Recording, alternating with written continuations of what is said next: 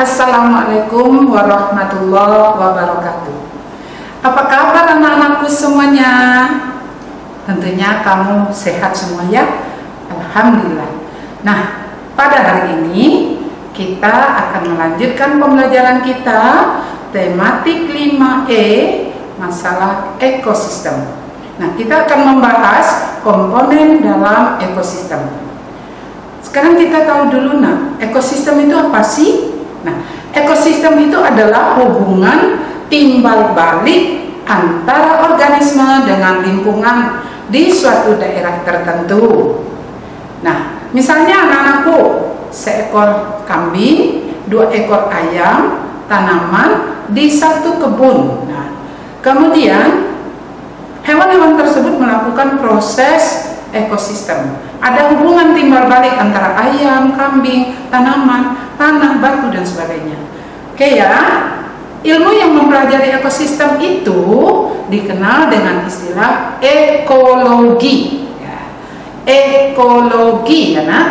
Nah, istilah ekologi pertama kali ditemukan atau dikemukakan oleh siapa ya nak?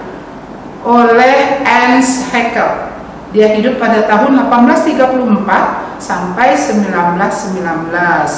Oke anak-anakku, mari kita lihat komponen penyusun ekosistem. Nah, di dalam alam komponen penyusun ekosistem itu ada 2. Satu disebut komponen abiotik. A artinya tidak, bio artinya hidup, tik lingkungan. Jadi komponen biotik adalah komponen yang berupa benda-benda mati. Misalnya air, tanah, udara, dan sekitar lingkungan itu. Pokoknya bukan makhluk hidup. Nah, komponen biotik tersebut sangat berpengaruh ya terhadap pola hidup komponen biotik dalam suatu ekosistem. Yang kedua, komponen biotik. Komponen biotik, kalau tadi abiotik artinya tidak hidup, biotik artinya bio itu hidup. Nah, komponen yang terdiri dari makhluk hidup, misalnya manusia, tumbuh-tumbuhan, hewan, dan pengurai. Nah, semuanya itu akan menciptakan tingkat-tingkat organisme kehidupan.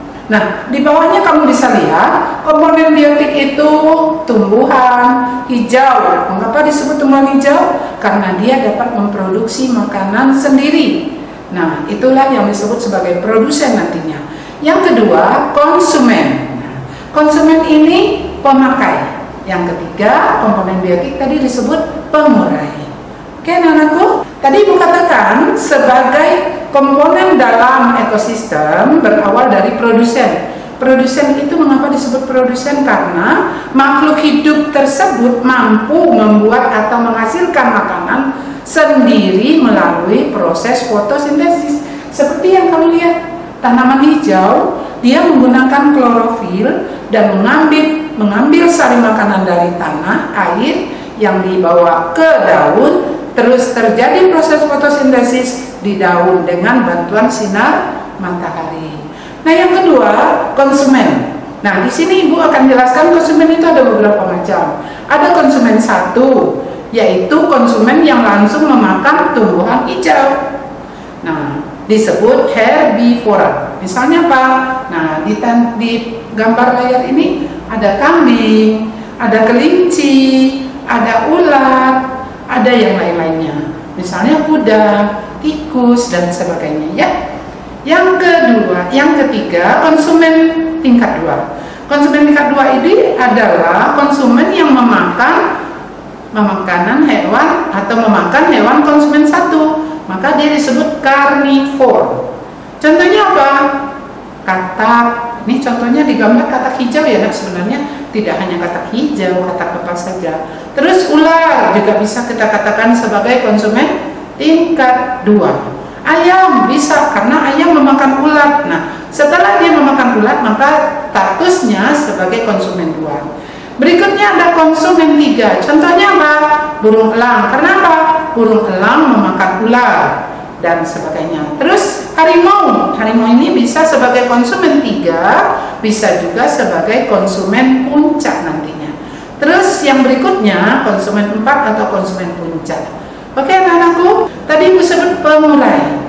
Pengurai ini adalah organisme yang memakan organisme mati dan produk-produk limbah dari organisme lain, misalnya jamur.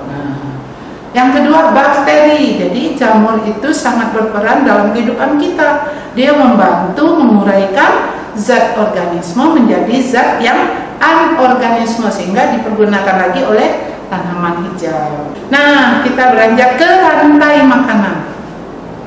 Oke, rantai makanan itu adalah proses makan dan dimakan yang terjadi dalam lingkungan dan terjadi secara berurut dalam satu jalur atau satu garis. Misalnya di gambar ya, tanaman rumput misalnya, atau tanaman hijau, jagung katakanlah, dia sebagai produsen. Nah, kalau tanaman jagung ini dimakan oleh tikus, maka tikus sebagai konsumen satu. Kemudian tikus dimakan oleh ular, ular sebagai konsumen dua. Nah, berikutnya ternyata ular dimakan lagi oleh burung elang. Burung elang di sini berperan sebagai konsumen tiga, atau karena tidak ada lagi yang memakan elang maka disebut konsumen puncak. Nah, jika elang ini mati, maka tubuhnya diuraikan oleh pengurai atau disebut juga dekomposer. Nah, zat-zat organik yang dirubah menjadi anorganik oleh jamur tadi masuk ke dalam tanah dan diserap lagi oleh produsen, oleh tumbuhan. Tumbuhan itu akan hidup dengan baik. Maka ini akan terbentuk siklus dalam kehidupan kita. Jadi energi itu akan berpindah dari satu makhluk ke makhluk lain, dari konsumen satu ke konsumen dua ke konsumen tiga, dan seterusnya. Kita lanjut kepada jaring-jaring makanan. Wah, jaring-jaring makanan ini kok tanda panahnya banyak sekali. Dilihat gambarnya. Nah, di sini ada pohon, ada tanaman yang katakanlah ini tanaman mangga ya. Kemudian ada rumput-rumputan. Nah, kedua-dua tanaman hijau ini disebut produsen karena dia membuat makanan sendiri. Nah, di sini kita lihat lanjutannya. Produsen ini, tanaman pohon, dimakan oleh ular, ya.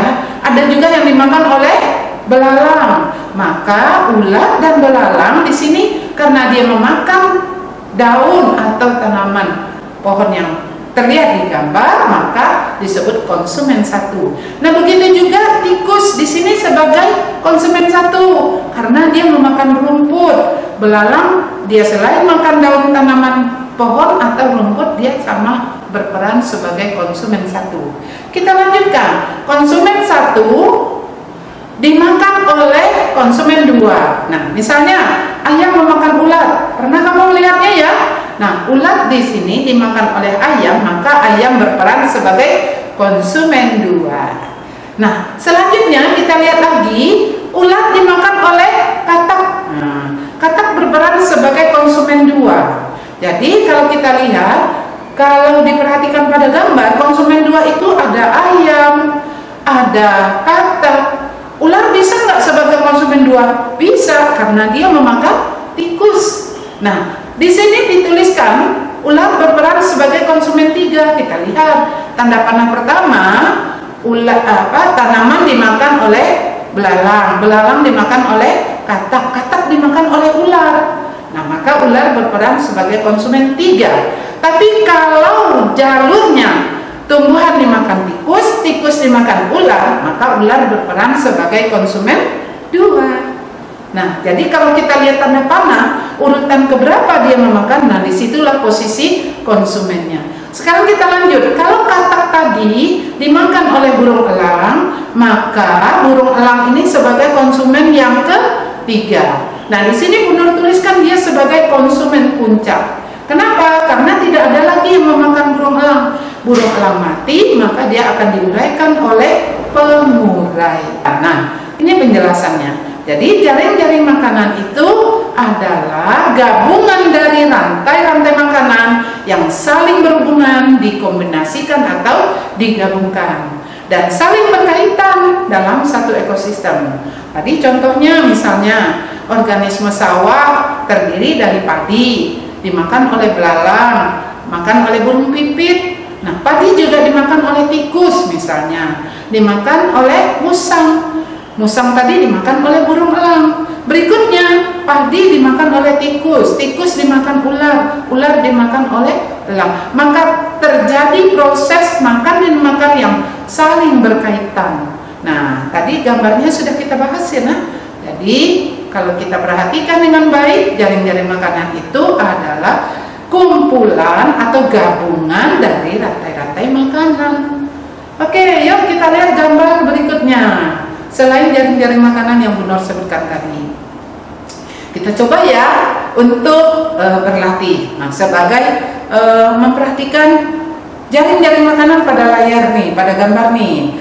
Pohon, tanaman atau tumbuhan dimakan oleh tikus, dimakan oleh kelinci, dimakan oleh kambing. Maka posisi kambing, kelinci dan tikus di sini sebagai konsumen berapa? Pintar, konsumen 1.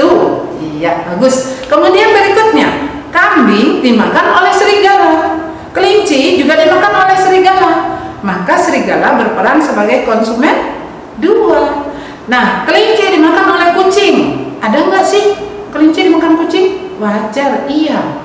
Berikutnya, tikus dimakan oleh burung hantu, atau tikus dimakan oleh kucing tadi. Nah, maka burung hantu, kucing dan serigala di sini sebagai konsumen 2. Nah, sekarang Bu Nur tanyakan, konsumen 3 di mana nih? Hewan apa nih dalam gambar jaring-jaring makanan di sini? Konsumen 3 itu pada gambar kita lihat yang menempati posisi konsumen 3 apa? Ular dan singa, ya. Ular dan singa tergolong sebagai konsumen 3. Nah, begitu juga elang. Jika elang dimakan oleh singa, maka posisi singa berkedudukan sebagai konsumen puncak. Ya, Bu, apa mungkin burung elang dimakan oleh singa? Ya, bisa terjadi di lingkungan kita. Oke, anak-anakku, paham ya? Mudah-mudahan kalian mengerti semua, dapat membedakan jaring-jaring makanan dan rantai makanan. Mudah-mudahan ilmu kalian bertambah, terus berlatih, dan tetap menjaga ekosistem kita menjadi ekosistem yang terpelihara dengan baik. Ya, terima kasih anak-anakku. Billahi taufiq wal hidayah. Wassalamualaikum warahmatullahi wabarakatuh.